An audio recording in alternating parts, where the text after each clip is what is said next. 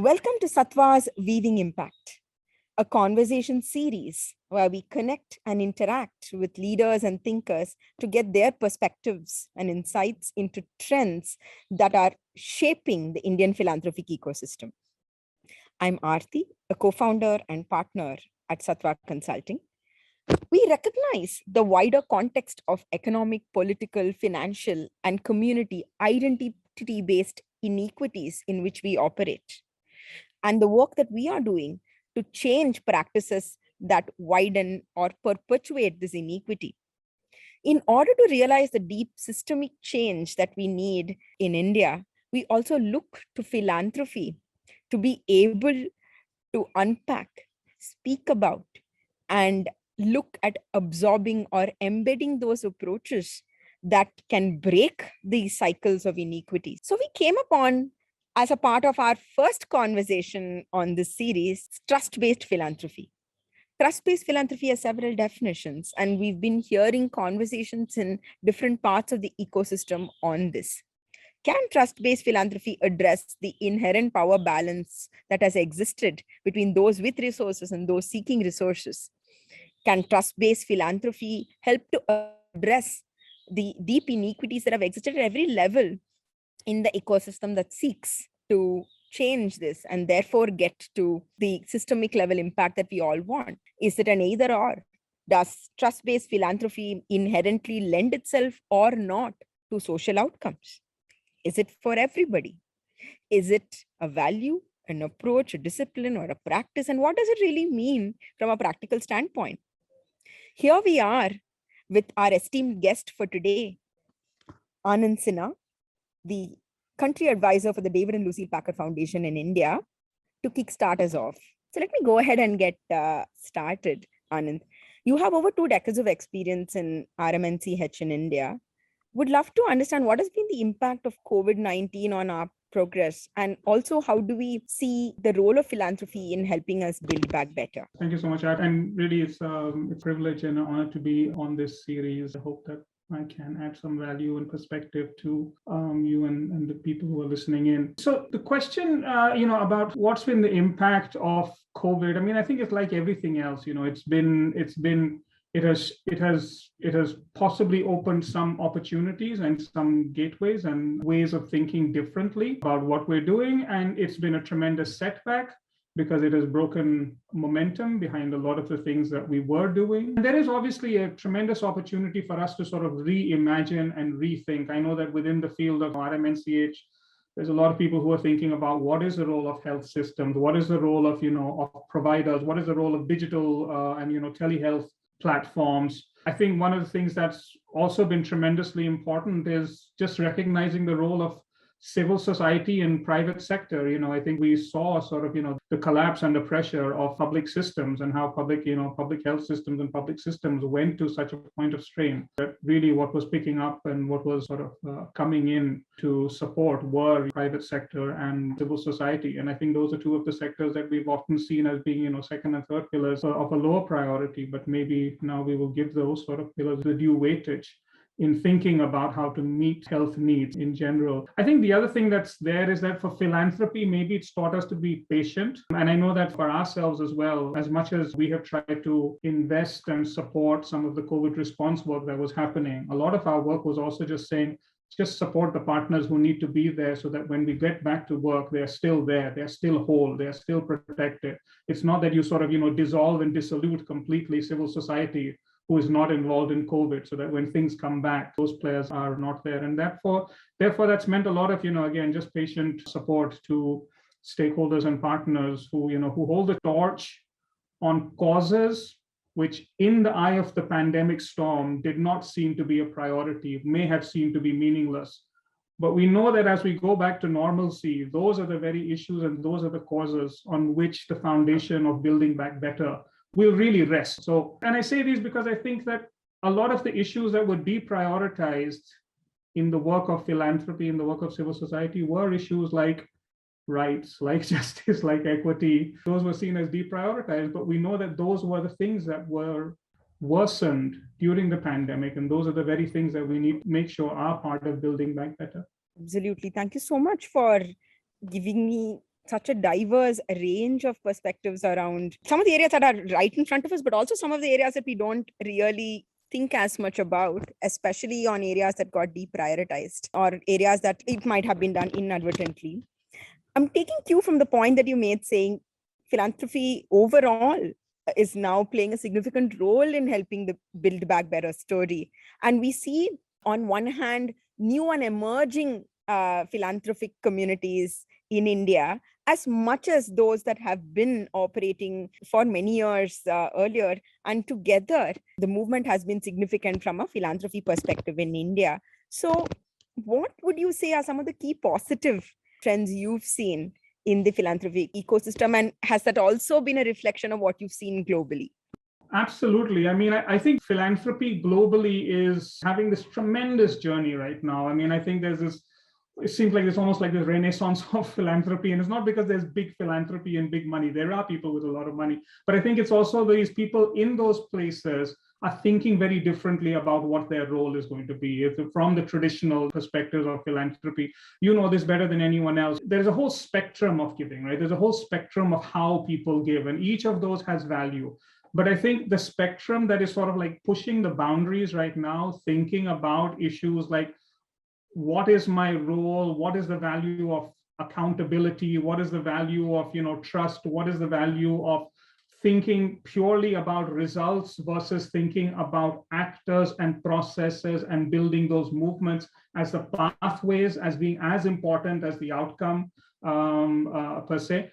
I think those kinds of thoughts are beginning to shape what philanthropy sees as its role, from being sort of, purely an investor, and an investor who wants to deliver social goods in the most effective, cost-efficient manner. It's thinking beyond just, wearing that hat now. And Indian philanthropy is very much at the forefront of that. I think, there are a set of Indian philanthropists right now who are shaping the conversation in ways that 10 years ago would have been impossible to even imagine. Not just Indian philanthropies, but anyway, philanthropists sort of thinking about issues and talking about their role and their status and what is their perception of their power in the field. So I think there's tremendous changes and very, very strong positive changes that are shining the light on what philanthropies, generally donors and givers, should be thinking about. It's interesting that you point to what was looked at as an efficiency and effectiveness mode of operating, moving to results, moving to then saying role, and how does that then address some of the deep inequities that have existed, and also the ways in which we work with those actors. And that's something that we at Sattva have also been seeing. And it's not like it's a process step by step.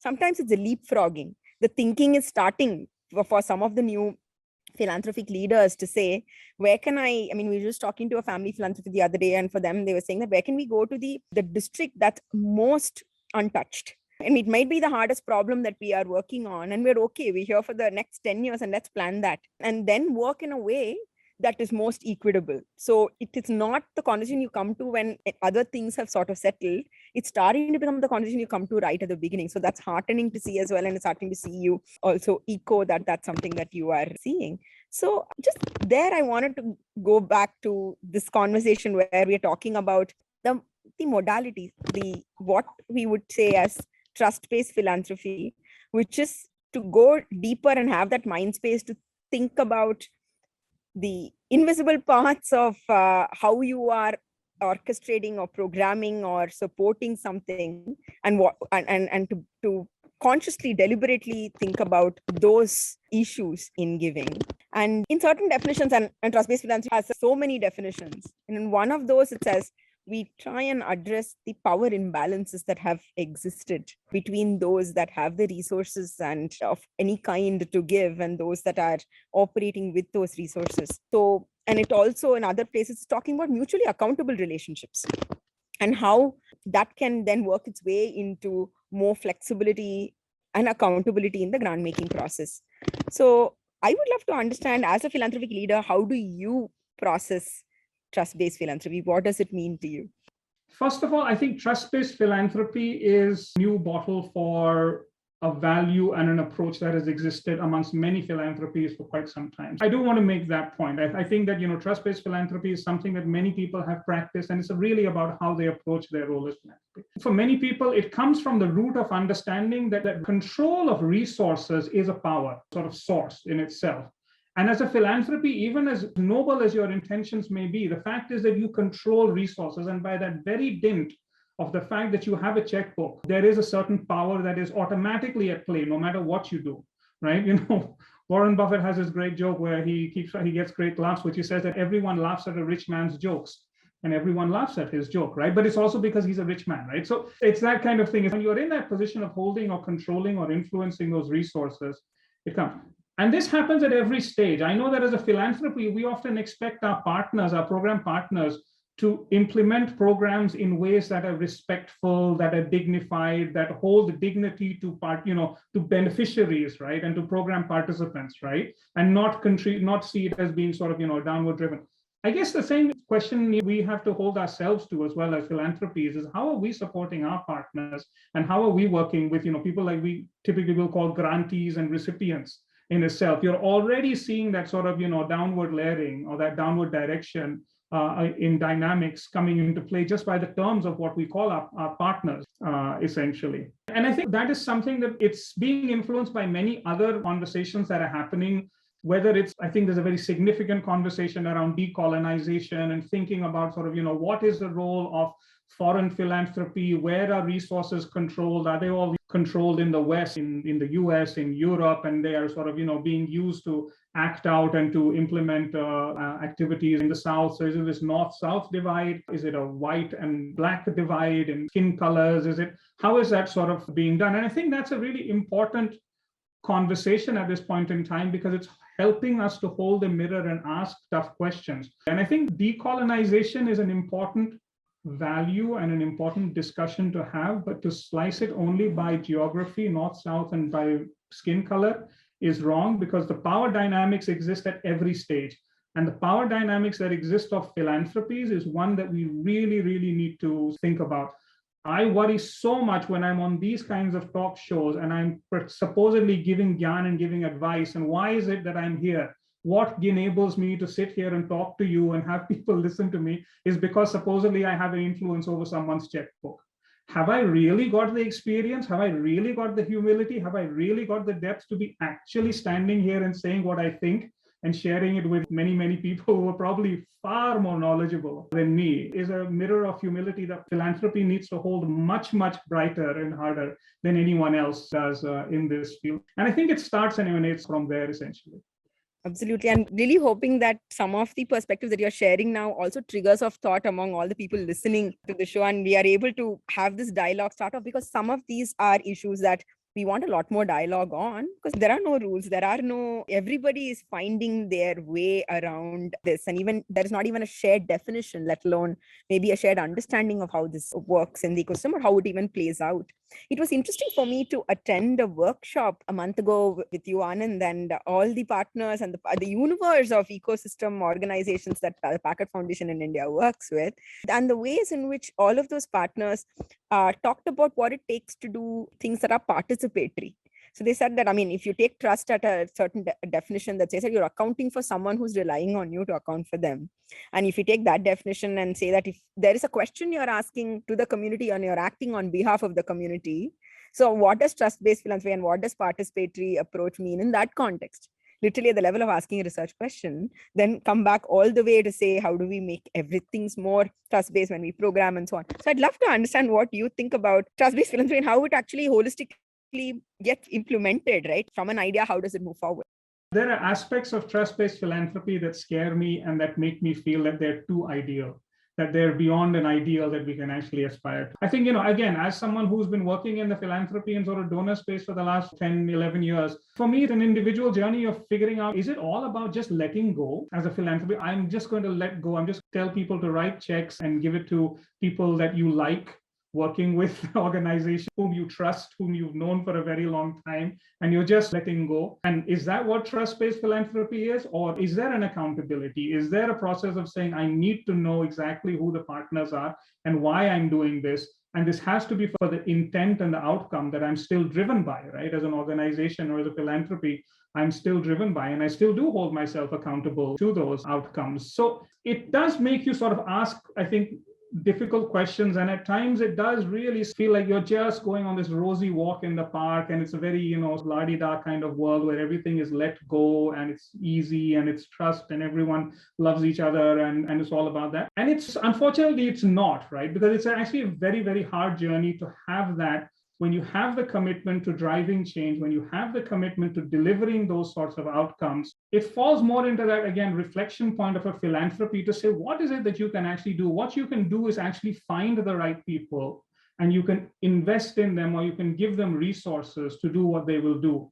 If you think that you will become the super manager of those implementing organizations and those partners, and you will put into them a new vision or a new sense of commitment to do something that they don't already own, I think that's where the sort of dissonance lies. The sense is that it is really about investing in those partners, understanding who aligns with the values, with the outcomes that you as a philanthropy want to pursue. But then after a point, it is about letting go, because it's about saying, well, these people hold the commitment as strongly or even stronger than I hold that commitment. These people understand this issue better than I do, but I'm not at the front line or the interaction point of the issue. As a philanthropy, I'm removed from it. As a philanthropy, I wish to understand it.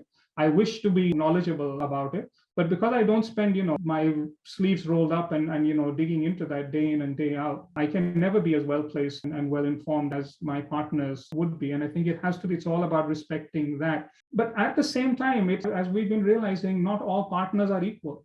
Right? Not everyone is at the same level of commitment and maturity. I think one of the journeys that we've been having is that when we turn around to grantees and we turn around to our partners and we say, hey, listen, here's a general support grant, right? Trust-based philanthropy. We want to give you grants that are not tied to outcomes and deliverables. What would you do?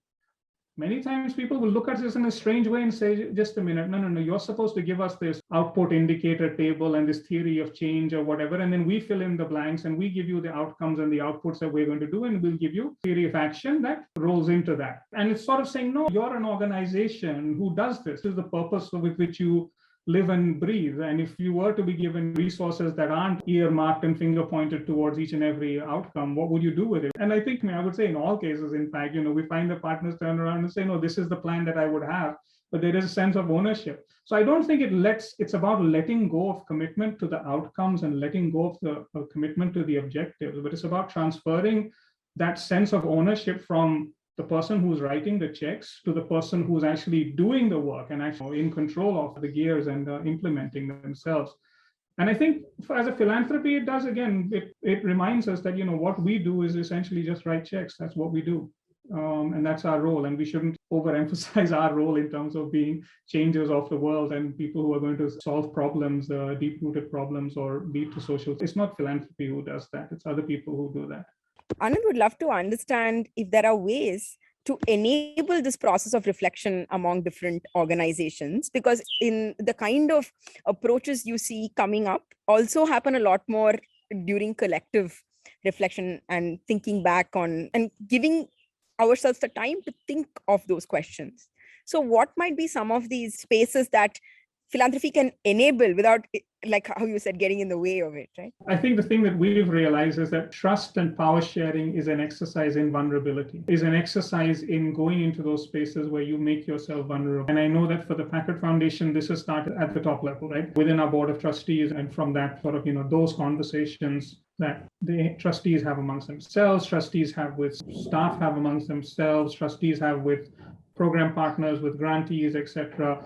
And I think each one of those conversations, the conversation that you were part of, which was our sort of meeting with our existing partners in South Asia, was a process where I think, we said we're going to talk about things that will make us vulnerable, that will sort of open us up to conversations and hearing things that we may not be comfortable with. But I think there is an aspect of that one has to embrace to a certain extent, and needs to be embraced within the organization as a whole, and definitely by leadership. It's not something that you can at the program officer level or something like that. I think it has to happen from the very top. There is a sense of what are the values that you as an individual and you as an organization hold, and what is that place in that spectrum of trust that you feel most comfortable with. I know that there are many people that I have talked to who have asked about trust-based philanthropy, and they've said, yeah, but why do you have to do this? I mean, I understand it's good and all of that stuff, right? It's a good thing to do. It's a right value to do. Hona chahiye, trust, etc. But does it help me reach? Does it help me deliver impact? Does it help me transform? Is there evidence behind trust-based philanthropy as well?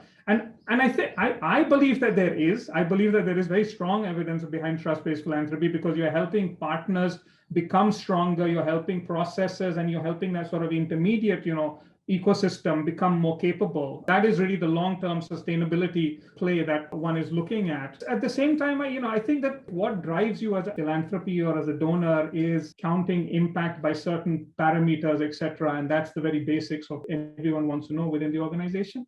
Then I think you have to sort of right size what is trust-based philanthropy. As I'm saying, I think there is a very wide spectrum to what trust-based philanthropy can be interpreted as. What is the extent of letting go that you perceive you are doing, right? Versus the level of needing to be in control and driving the bus, right? And how much of that is a very individual, and I think, for each organization and each individual to figure out. Got it. And in this process of learning how to not drive the bus and also adapting to the continuum in which the definition can exist, what might an organization have to unlearn? What might an organization or individual have to adopt? I think some of the things that we are beginning to learn, and we are learning jointly with a lot of our partners, are issues like how much are we involving those program participants and the communities and the so-called program beneficiaries in the shaping of these ideas, in the shaping of these proposals, etc.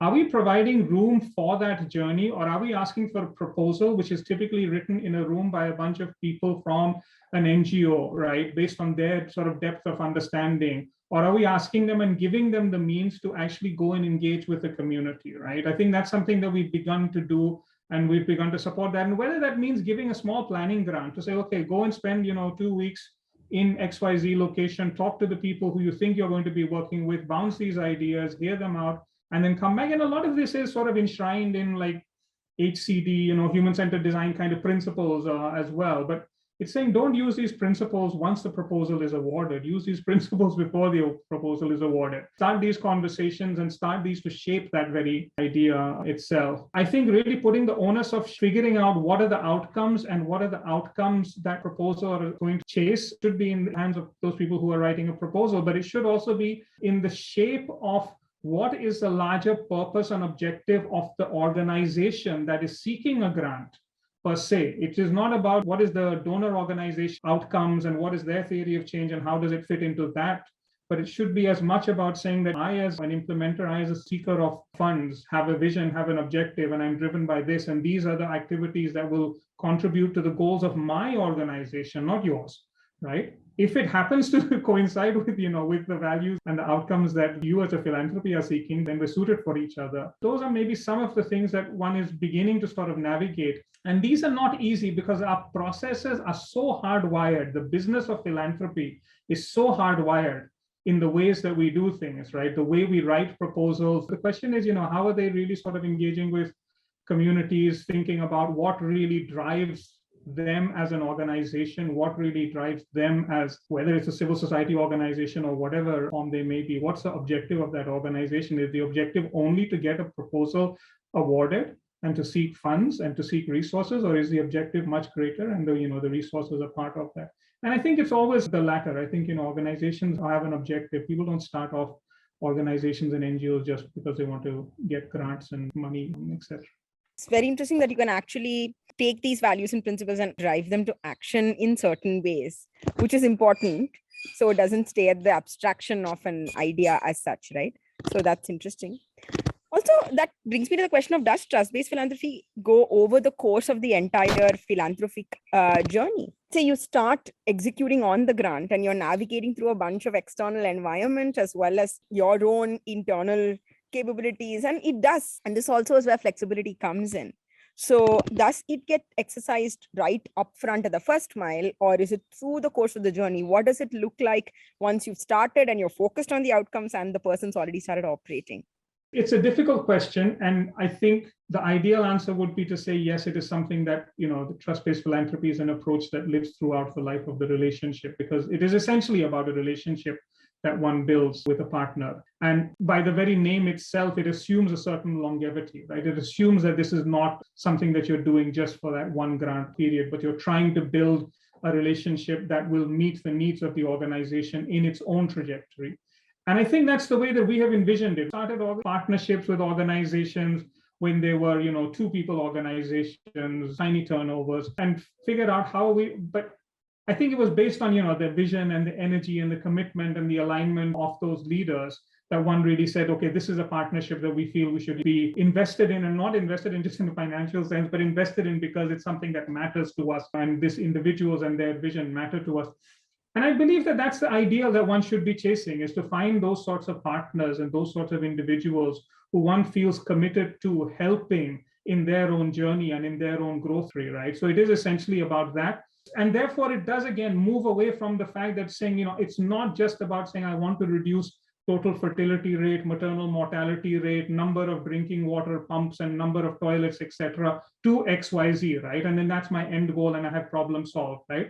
It puts the investment and it puts the cause more into the focus of saying, who are the partners that I'm working with? What is the power that I'm sharing with them? What is the growth journey that I want to invest in? And I think if you begin to think of it from that point of view, you feel more sort of certain about the long-term vision of it. It's much harder to quantify. It's much harder to put a finger on and say, yes, this is, partner X has grown from revenue, whatever, this many dollars, or number of beneficiaries or staff or whatever sorts of indicators to XYZ, and that these are the trajectories of growth are completely irrelevant. That's one of the perspectives that we have used, is often to think about individuals and groups as really being one. And I think that's an area that philanthropy is really beginning to sort of blossom in many different ways, beginning to think much more creatively and maturely about how do we support that ecosystem of partner and players, and not just thinking about programmatic outcomes, the only indicators of growth.